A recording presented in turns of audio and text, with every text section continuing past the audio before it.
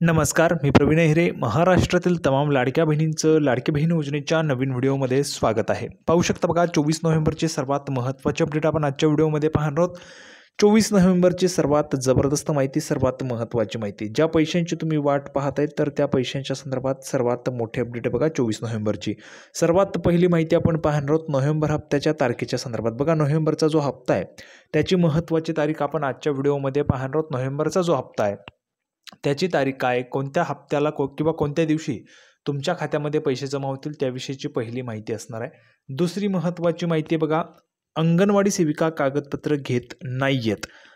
ही दुसरी महत्त्वाची माहिती. अंगणवाडी सेविका कागदपत्र घेत नाहीये त्याच्या संदर्भाची दुसरी महत्त्वाची माहिती आपण आजच्या व्हिडिओमध्ये पाहणार आहोत.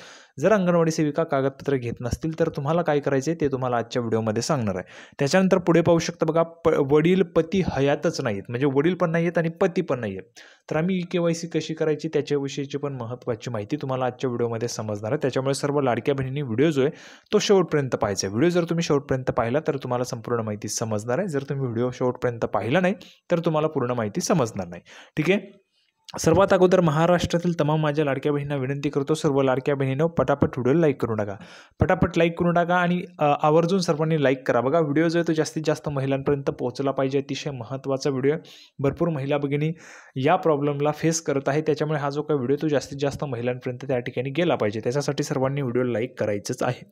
चला तर मग आपण ह्या ठिकाणी व्हिडिओला लगेच सुरुवात करणार आहोत. त्याच्या अगोदर सर्वांनी व्हिडिओ लाईक करा, चॅनलला सबस्क्राईब करा. लाडकी बहीण योजनेच्या छोट्या छोट्या बारीक बारीक अपडेटसुद्धा सर्वात अगोदर आपल्या चॅनलवर तुम्हाला पाहायला मिळतात. त्याच्यामुळे सर्वांनी लगेच व्हिडिओला लाईक करा, चॅनलला सबस्क्राईब करा. हा व्हिडिओ तुमच्या मैत्रिणी असतील त्यांना पाठवा, नातेवाईक असतील त्यांना पण पाठवा, म्हणजे जेणेकरून जास्तीत जास्त महिलांपर्यंत हा व्हिडिओ पोहोचला पाहिजे. थोडक्यात काय तर आलेल्या जेवढ्या अपडेट आहे तेवढ्या सगळ्या अपडेट तुम्हाला अतिशय सोप्या व गाभणी भाषेत सगळं काही तुम्हाला समजून सांगतो. लगेच आपण व्हिडिओला सुरुवात करूया. तर बघा, नोव्हेंबरच्या हप्त्याच्या तारखेसंदर्भात ह्या ठिकाणी माहिती आहे. जसं की आपण आज ठाऊकच आहे बघा, सध्या राज्यामध्ये स्थानिक स्वराज्य संस्थांच्या निवडणुकांची रणधुमाळी सुरू आहे. ठीक आहे. राज्य निवडणूक आयोगाने अलीकडेच स्थानिक स्वराज्य संस्थांच्या निवडणुकांचा कार्यक्रम जाहीर केला असून सध्या राज्यात आचारसंहिता लागू आहे. आता आचारसंहितेमुळे लाडक्या बहिणींना योजनेचा हप्ता मिळणार नसल्याचा दावा होतोय. तर प्रशासनातील काही अधिकाऱ्यांनी सांगितलेले की आचारसंहिता लाडकी बहीण योजनेच्या हप्त्यासाठी अडसर ठरत नसल्याचं त्यांनी सांगितलेलं आहे. म्हणजे बघा, अधिकाऱ्यांनी ह्या ठिकाणी सांगितलेलं की कुठल्याही पद्धतीने आचारसंहिता जी ते अडसर नाहीये, त्याच्यामुळे तुम्हाला हप्ता जो आहे तो मिळणारच. आता हप्ता कधी येईल तर बघा, आपण जर ह्या ठिकाणी पाहिलं, हा जो काही हप्ता आहे हा तुम्हाला कधी येईल त्याच्या संदर्भाची महत्त्वाची माहिती. बघा, 2 आणि 3 डिसेंबर रोजी नगर परिषदेच्या निवडणुका होणार आहेत. यानंतर नोव्हेंबर आणि डिसेंबर या 2 महिन्यांचे हप्ते सोबतच लाडक्या बहिणींच्या खात्यात जमा होण्याची शक्यता आहे. पण लक्षात घ्या, जर समजा डिसेंबरचा हप्ता जरी नाही दिला तरी देखील तुम्हाला नोव्हेंबरचा हप्ता जो आहे तो ह्या ठिकाणी येणार आहे. कारण 2 आणि 3 डिसेंबरला निवडणुका ज्या आहेत ते त्या ठिकाणी पार पडत आहेत. निवडणुका झाल्या की तुम्हाला पैसे जे ते पैसे त्या ठिकाणी मिळून जाणार आहेत. त्याच्यामुळे सर्व लाडक्या बहिणींना कळालेलं असेलच की डिसेंबरमध्ये तुम्हाला हा जो काही हप्ता आहे तो मिळणार आहे. आज जर आपण ह्या ठिकाणी पाहिलं तर 24 नोव्हेंबर आहे आणि त्याच्यामध्ये महत्त्वाचं काय की आता जवळपास तुम्हाला पैसे मिळण्यासाठी फक्त काही दिवसांचाच अंतर राहिलेलं आहे. ठीक आहे. आता क्लिअर झालं तुम्हाला पैशांच्या संदर्भात. नोव्हेंबरच्या हप्त्याच्या तारखेसंदर्भात ज्या काही महिला भगिनी आहेत, भरपूर महिलांचे प्रश्न होते, दादा नोव्हेंबरचा हप्ता कधी येणार, दादा पैसे येत नाही, KYC झालेली आहे. पण लक्षात घ्या, अशा पद्धतीने आहे प्रोसेस, त्याच्यामुळे थोडासा वेळ त्या ठिकाणी लागणार आहे. आता पुढची महत्त्वाची अपडेट बघा, तर पाहू शकता महत्त्वाचं काय तर आपल्या कामाची पावती पुन्हा एकदा ह्या ठिकाणी पाहू शकता. निर्मलाताई नायडू यांनी कमेंट केलेली आहे. सर्वात अगोदर मी ताईंचं खूप खूप आभार मानतो. निर्मलाताई, तुमचं खूप खूप आभार. त्या ठिकाणी तुम्ही आपला व्हिडिओ बघितला आणि आपल्या व्हिडिओवर कमेंट केली. बघा दादा, नमस्ते. तुम्ही वेळ काढून आमच्यासाठी खूप धावपळ करता. आमच्यासारख्या सामान्य बहिणींसाठी खरोखर तुम्ही आमच्यासाठी एक देवदूतच आहात. खूप खूप आभार. सर्वात अगोदर ताई, मी पण तुमच्यासारखाच सामान्य माणूस आहे, सामान्य भाऊ आहे. सर्व लाडक्या बहिणींना पैसे मिळावेत, सरकार पैसे देत आहे, ते पैसे तुमच्यापर्यंत योग्य रीतीने पोहोचावेत, तुम्ही त्या पैशांपासून वंचित राहू नये यासाठी मी तुमच्यासाठी प्रयत्न करत असतो. मी कुठल्याही पद्धतीने देवदूत वगैरे काहीही नाही आहे, मी तुमच्यासारखाच सामान्य माणूस आहे. लाडक्या बहिणींनो, तुम्हाला सरकार पैसे देते, ते पैसे तुमच्यापर्यंत पोहोचावे हाच माझा त्या ठिकाणी हेतू आहे आणि त्याच्यासाठीच मी तुम्हाला मदत करत असतो. मदत केल्याने मला त्या ठिकाणी आनंद मिळतो. आपण काहीतरी लाडक्या बहिणींची मदत करतो याच्यानेच मला त्या ठिकाणी समाधान मिळतं आणि आनंद मिळतो. त्यासाठीच मी हे करत असतो. बघा, सर्वात अगोदर मी निर्मलाताई नायडू यांचं खूप खूप आभार मानतो आणि आपल्या कामाची पावती हीच आहे. बघा, मी त्यांना उत्तर पण दिलेले आहे, आभारी आहे ताई. तर बघा, अशा पद्धतीने या ठिकाणी मी त्यांना उत्तर पण दिलेलं आहे. ठीक आहे. तुमच्या जे काही कमेंट्स आहेत त्या वाचत असतो. काही अडचणी असतील तर तुम्ही कमेंट बॉक्समध्ये विचारा.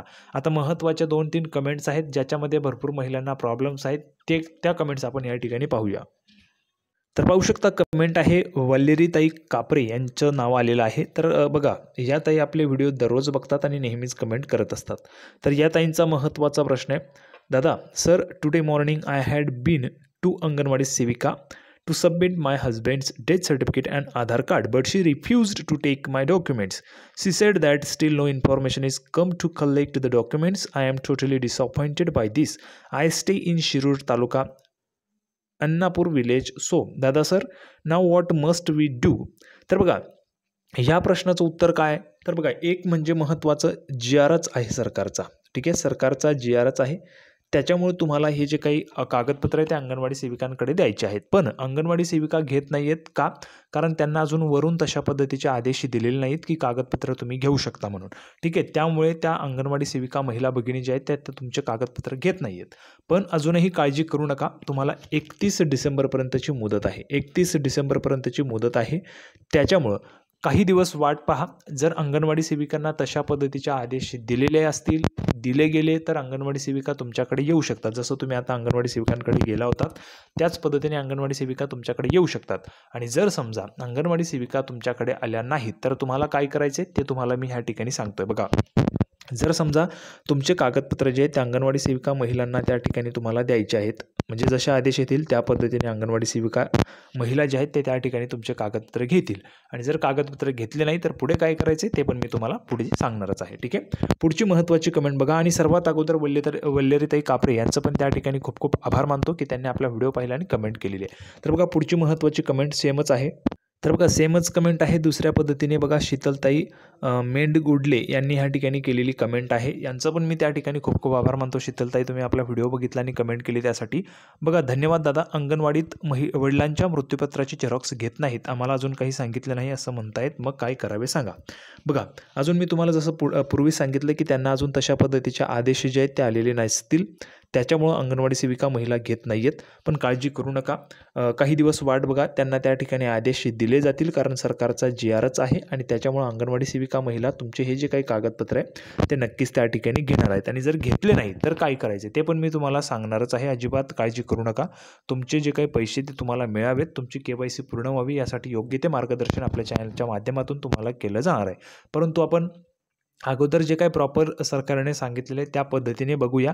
जर तसं झालं नाही तर पुढची काय प्रोसेस असेल ते पण मी तुम्हाला आपल्या चॅनलवर सांगणारच आहे. त्याच्यामुळे अजिबात काळजी करायचं नाही. आता पुढचा महत्त्वाचा प्रश्न बघा, अतिशय महत्त्वाचा जिव्हाळ्याचा प्रश्न सर्व लाडक्या बहिणींचा, तो आपण या ठिकाणी पाहूया. तर बघा, पुढचा प्रश्न आहे शशिकलाताई शिंदे यांचा. शशिकलाताईंचं त्या ठिकाणी खूप खूप आभार मानतो आणि त्यांनी आपला व्हिडिओ बघितला, कमेंट केली, त्यासाठी त्यांचं खूप खूप आभार. बघा, दादा, माझे पती मला सोडून खूप वर्ष झाले, तर माझ्याकडे काहीच त्यांचे कागदपत्र नाही, तर मी कशी KYC करू? हा महत्त्वाचा प्रश्न आहे. बहुतेक लाडक्या बहिणींच्या अशा पद्धतीच्या कमेंट्स आहेत, दादा आमच्याकडे कागदपत्र नाही तर काय करायचं? ठीक आहे, हा एक प्रश्न. अजून एक प्रश्न बघा, पाहू शकता. बघा, नमस्कार दादा, राणीताई काळे यांनी केलेला प्रश्न आहे, त्यांचं पण खूप खूप आभार मानतो. नमस्कार दादा, माझ्या आईचे वडील हयात नाहीत व पती निघून गेले आहेत, त्यामुळे दोघांचेही कागदपत्र नाही, तर KYC कशी करायचं ते कृपया सांगा. बघा, यामध्ये एक महत्त्वाचं आहे, जर समजा पती जे आहेत ते निघून गेलेले आहेत किंवा बेपत्ता आहेत, ठीक आहे, बेपत्ता आहेत, तर याच्यासाठी आपण काय करत असतो, तर शासकीय आपल्याकडे कागदपत्र असतं. काय, आपण पोलिसात जाऊन तक्रार करत असतो, बरोबर आहे, तक्रार करत असतो. FIR आपण करत असतो. तर त्याची कॉपी तुमच्याकडे असेल तर ती पण त्या ठिकाणी व्हॅलिड असू शकते, कारण भरपूर वर्षापासून ते त्या ठिकाणी बेपत्ता आहेत.